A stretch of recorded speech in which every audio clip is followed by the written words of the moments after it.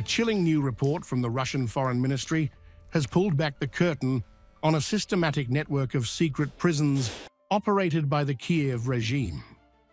Ambassador-at-Large Rodion Miroshnik reveals that these facilities, hidden in industrial zones, school basements and private homes, were used to subject Russian POWs to an environment of absolute lawlessness and impunity.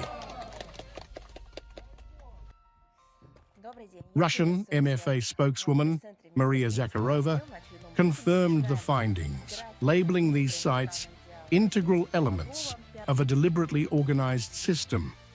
She asserted that these crimes are hidden from international observers to maintain an atmosphere where the most heinous violations occur without oversight. Based on the collected data, it can be concluded that there is a systematic approach to torture in secret prisons in Ukraine. These are integral elements of the system created by the Ukrainian regime and preserved far from the eyes of foreign observers. The torture often began the moment captives arrived. Victims like Timur Gusarov describe welcome beatings where they were assaulted for hours with plastic pipes, metal rebar, and wooden furniture legs while being suspended upside down. Zakharova herself highlighted the brutality of these initial encounters in her briefing. They were beating me from 11 in the morning until 3 or 4 in the afternoon. They set me on fire. They nearly burned my leg. They tied me upside down to a tree and beat me with bats. They didn't ask any questions. They just beat me. Interrogations involved technical devices designed for maximum pain. The report identifies the use of electric chairs and field phones where wires were attached to sensitive areas of the body, including the ears and genitals. Sergei Korneyev testified that his heart actually stopped during one such session before he was revived, just to be tortured again.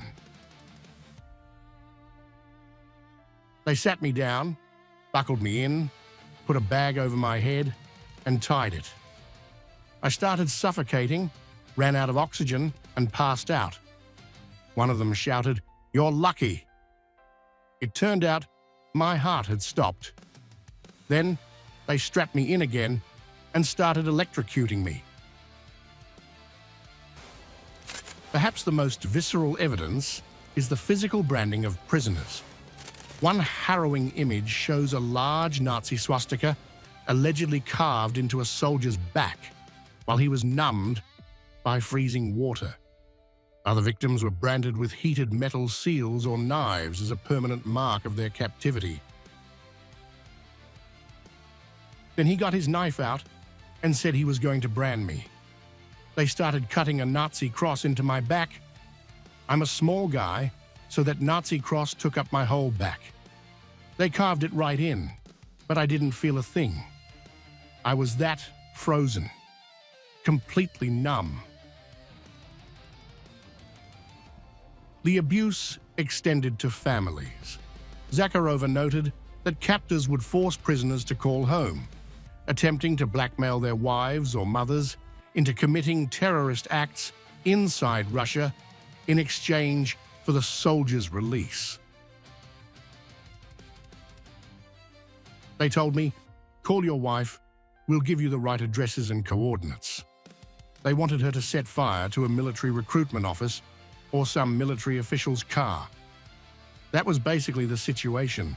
They wanted my mother to carry out a terrorist attack. If she had done it, they would have let me go. The call for global attention. Zakharova concluded with a challenge to the world, accusing Western sponsors of turning a blind eye to the very secret prisons their money helps fund. Moscow is now officially submitting this report to international human rights organizations as evidence of war crimes. Maybe the whole world will find strength in itself and look, not at the footage from a Japanese zoo, But at the footage of what is unfolded in the form of such secret prisons and tortures on our borders, on the territories controlled by the Kiev regime, the money was given by those who trusted us in love, friendship, and cooperation for many years.